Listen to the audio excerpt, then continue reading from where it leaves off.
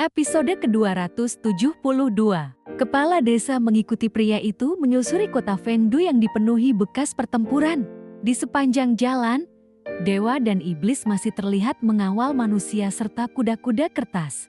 Membuatnya kebingungan. Pria itu menjelaskan bahwa Fengdu baru saja memenangkan pertempuran besar melawan Yodu di bawah pimpinan Raja Yama. Menurutnya, perang semacam itu bukanlah hal baru. Yodu telah lama mengincar dunia di luar Great Ruins dan bersiap memanen jiwa ketika bencana perdamaian abadi meletus. Namun, setiap kali mereka menyerang, pasukan Fengdu berhasil memukul mundur mereka. Mendengar penjelasan itu, kepala desa terdiam. Selama ini, ia sama sekali tidak mengetahui bahwa perang antara Fengdu dan Yodu terus berlangsung di balik kegelapan Great Ruins. Lebih mengejutkan lagi, semua itu terjadi tanpa meninggalkan jejak di dunia luar. Kata-kata tentang bencana perdamaian abadi dan pengumpulan jiwa membuat pikirannya dipenuhi berbagai kemungkinan mengerikan. Tak lama kemudian mereka tiba di sebuah rumah besar. Pria itu mengetuk pintu sambil berseru, "Kentut tua, aku membawa muridmu kemari." "Murid baik, cepat beri hormat pada Grandmastermu." Belum sempat selesai berbicara, kepala desa menendangnya sambil memarahi, "Bagaimana mungkin kau berbicara seperti itu kepada Grandmasterku? Dia juga gurumu?" Pria itu mendengus kesal. "Dia yang menipuku menjadi kasar manusia. Karena itu aku kehilangan keluarga, sahabat, dan hidupku penuh penderitaan." Menyebutnya kentut tua saja sudah sangat sopan.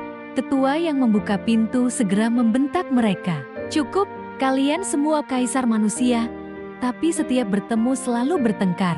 Ayo, aku akan membawa kalian menemui guruku." Kepala desa berkata dengan hati-hati, "Grandmaster, bagaimanapun juga beliau adalah guru Anda sekaligus leluhur saya. Bukankah kurang pantas memanggilnya begitu?" Tetua itu mendengus, "Dialah penyebab hidupku sengsara. Kalau masih hidup, ingin rasanya kupukul dia." Kepala desa dan gurunya saling berpandangan dengan canggung. Sang guru kemudian berbisik, "Muridku, apakah jabatan kaisar manusia sudah kau wariskan?" Kepala desa mengangguk pelan. Pria bertubuh kekar itu menghela napas. "Kalau begitu, setelah muridmu meninggal nanti, dia pasti akan datang kemari untuk memaki dan memukulmu." Kepala desa buru-buru menggelang. "Mur anak yang baik. Dia sangat berbakti." Pria itu tertawa mengejek. "Dulu aku juga murid yang berbakti, tapi begitu bertemu, kau malah menendangku. Apa kau pernah membohongi Mur?" Wajah kepala desa langsung menghitam. Dengan suara pelan ia mengaku, "Aku mengatakan kepadanya bahwa dia memiliki tubuh tuan agar dia mau terus berlatih." Tetua di depan mereka berhenti melangkah. "Tubuh tuan?" Setelah mendengar seluruh kisahnya, kedua orang tua itu terdiam cukup lama sebelum mengangkat ibu jari. "Kali ini kau benar-benar celaka," kata mereka bersamaan. "Kami memang pernah membohongi murid kami, tetapi tidak separah ini. Kau membiarkan Mur menjalani hidup dengan kebohongan besar. Saat dia mengetahui kebenarannya, jangan harap dia akan memaafkanmu." Kepala desa hanya bisa menghibur dirinya sendiri. "Mur tidak akan begitu. Dia anak yang paling berbakti." Salah seorang dari mereka langsung menyahut, "Aku dulu juga menganggapmu murid paling berbakti. Nyatanya kau tetap menendangku dari jembatan." "Diam, bangsat tua," balas kepala desa. Sementara itu, Raja Naga Banjir Surgawi terus mengejar jejak Dewa Langit Tinggi yang terluka hingga mendekati God Broken Mountain Range. Di sepanjang perjalanan, Kinmo menahan kelelahan sambil meramu pil roh untuk menyembuhkan luka sang naga. Mengendalikan kapal bulan telah menguras hampir seluruh tenaga hidupnya. Harta peninggalan Dewa Ziqing itu sudah kehilangan sumber energinya, sehingga Kinmo harus mengorbankan kekuatan hidupnya sendiri untuk menggerakkannya. Setelah sebelumnya menghabiskan banyak tenaga saat mencari matahari baru bagi para penggembala matahari, tubuhnya kini semakin lemah. Namun, ia tidak memiliki waktu untuk memulihkan diri karena harus memastikan dewa itu tidak sempat memasuki kekaisaran perdamaian abadi.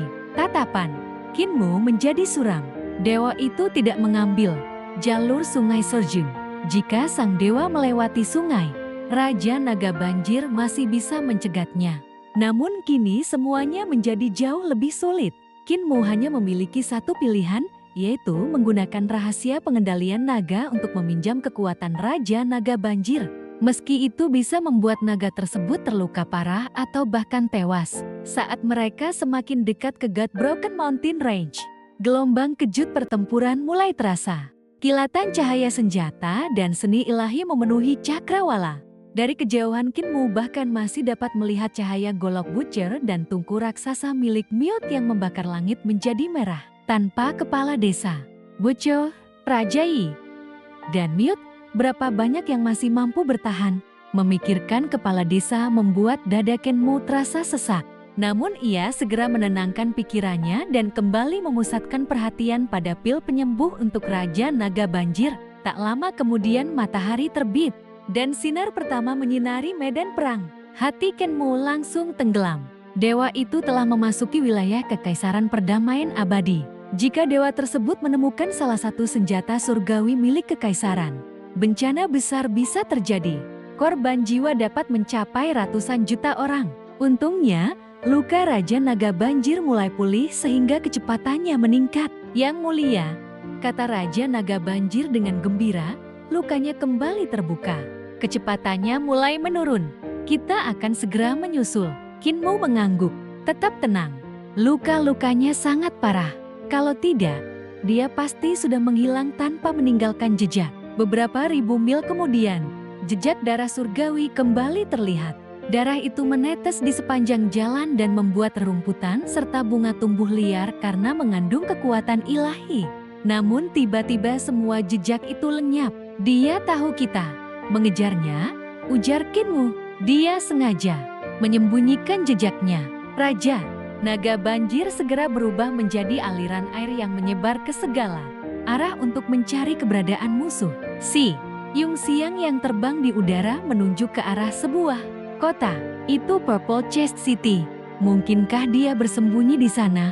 Kinmu hampir roboh karena kelelahan ketika hendak berdiri. Setelah menarik napas panjang, ia bertanya, apakah kultus suci memiliki kekuatan di kota itu? Tentu, jawab si Yongxiang. Di sana terdapat markas olah 10.000 binatang. Mereka membiarkan berbagai binatang langka untuk dijual kepada militer kekaisaran. Itu salah satu sumber kekayaan terbesar kultus kita. Kinmu tersenyum tipis. Kalau begitu dewa itu memasuki Purple Chest City, dia telah memasuki wilayah kita. Tidak mungkin dia bisa bersembunyi dari mata dan telinga kultus suci. Mereka segera menuju kota. Tak lama setelah tiba, seorang pria bertubuh kekar datang memberi hormat. Dialah Hall Master Aula 10.000 binatang. Kinmu langsung bertanya, bisakah kau melacak dewa yang terluka? Apakah Master Kultus memiliki barang miliknya? Aku hanya memiliki darah surgawinya. Hall Master itu mengangguk lega. Ia meniup peluit panjang. Sekelompok anjing hitam besar segera berlari menghampiri. Setelah mengendus darah surgawi, mereka langsung melesat mencari jejak. Tak lama kemudian, tikus-tikus raksasa muncul dari dalam tanah. Mereka juga mengendus darah itu sebelum kembali menggali ke bawah tanah. Sesudahnya, beberapa elang emas raksasa turun dari langit dan ikut membawa aroma darah untuk melakukan pencarian dari udara. Hall Master berkata, aku juga akan memerintahkan belut naga darah di sungai ikut melacaknya. Kinmu mengangguk puas. Kau benar-benar teliti. Dalam perjalanan memasuki kota, Kinmu bertanya apakah ada kejadian aneh baru-baru ini. Hall Master segera menjawab, ada. Lebih dari 10 hari lalu, sumur pewangi tiba-tiba mengering. Dari dalam sumur muncul sebuah labu emas raksasa setinggi belasan meter yang dipenuhi run aneh. Daerah itu langsung ditutup atas perintah kekaisaran. Jantung Kinmu langsung berdegup kencang. Segera bawa aku ke sana. Mereka bergegas menuju sumur pewangi. Namun sebelum tiba, kawanan elang emas sudah mulai berputar-putar di langit. Anjing-anjing hitam berlari lurus ke arah sumur. Sementara tanah bergetar ketika tikus-tikus raksasa bermunculan dari bawah tanah. Wajah Kinmu berubah serius. Dewa langit tinggi ternyata memang bersembunyi di dekat sumur pewangi, tepat di dalam Purple Chest City. Tanpa ragu ia segera memberi perintah. Evakuasi seluruh penduduk Purple Chest City sekarang juga.